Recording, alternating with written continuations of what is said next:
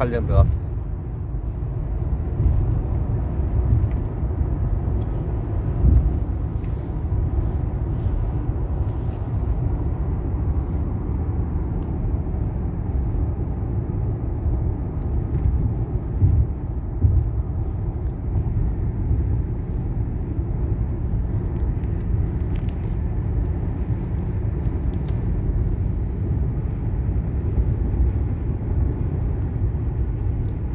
유튜브나 가면 이거 속도 이거 빨라요 이거.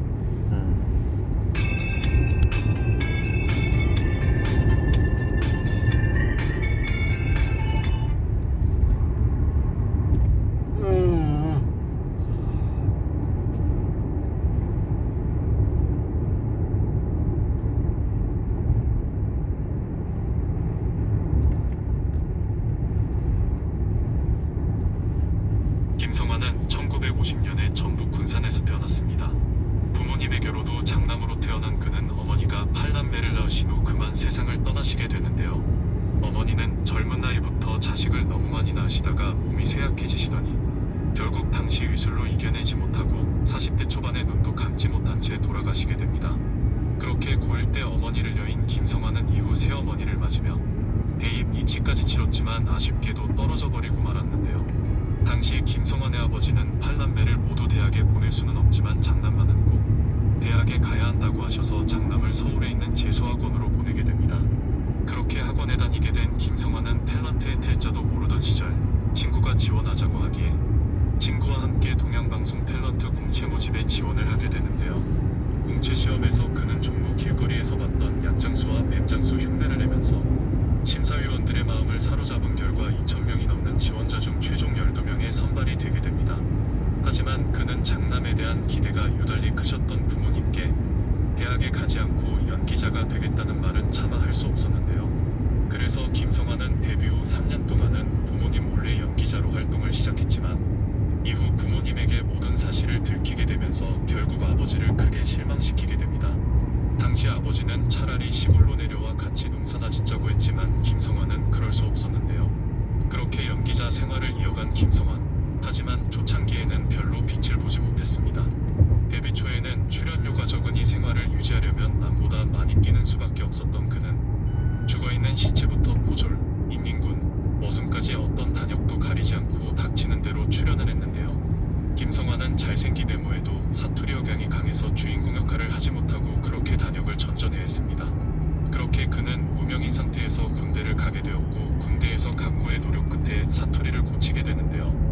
김성환은 군 입대 후 전국 팔도에서 올라온 친구들의 말이 완전히 다르다는 것을 깨닫고 이것이다라고 생각하고 연기 때 써먹을 수 있을 것이란 판단하에 철저히 분석해 사투리를 정리했습니다.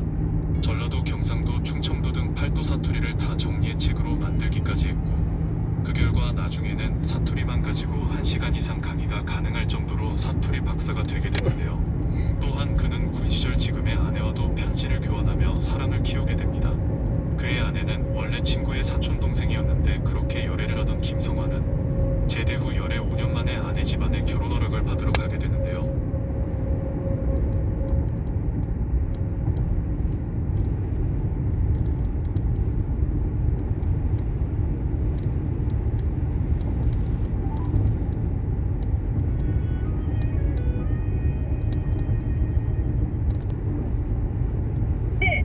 지금 가구 싣고 올라가거든요 형 엄마. 예. 그 알고 계시라고 전화했어. 안양에서 니루코 걸로 올라가면 네. 오후에 돼야 될 거야. 아, 오후. 예. 알았어요. 안양에서 가구 다 뛰면은 한 1시나 2시 될 것 같아 내 느낌에. 출발할 때 전화 드릴게요. 알겠습니다. 네. 네.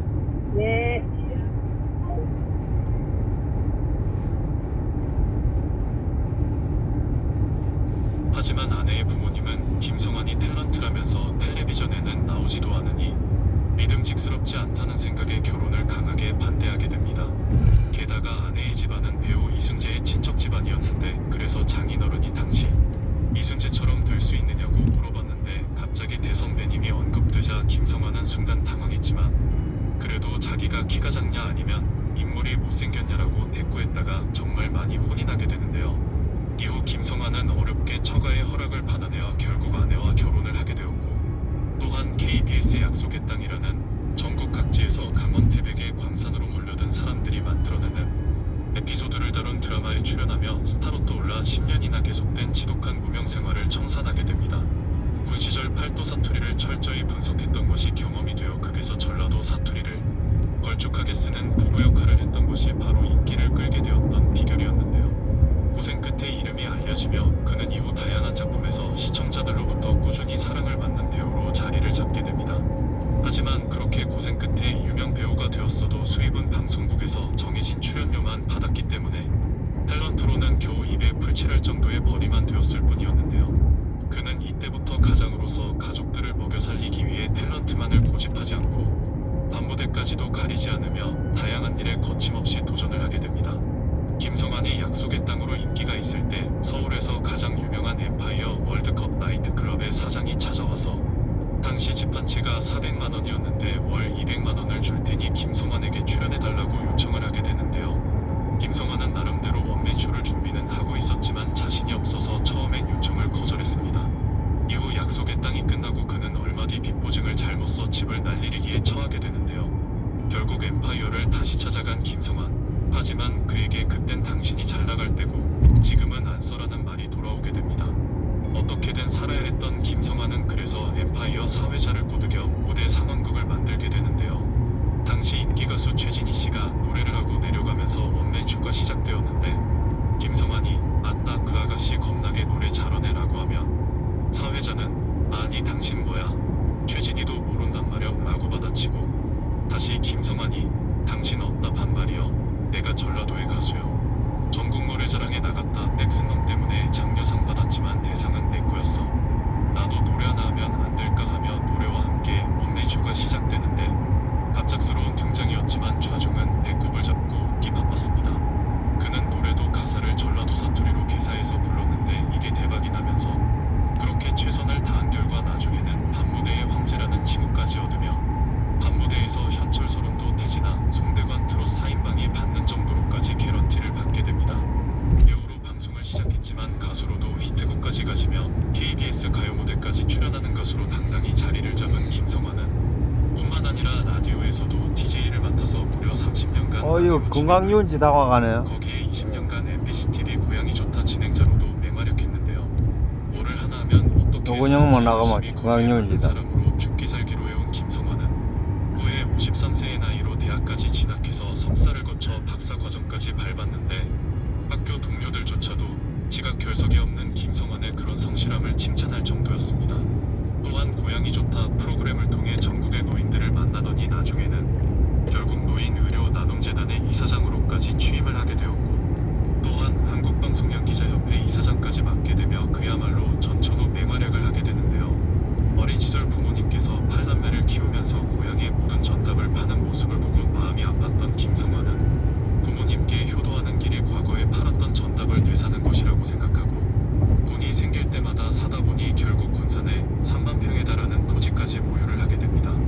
또한 김성환은 바쁜 스케줄에도 동료들을 챙기며 빚더미에 올라 죽고 싶을 정도로 힘들었던 송대관이 10억이 필요하다고 하자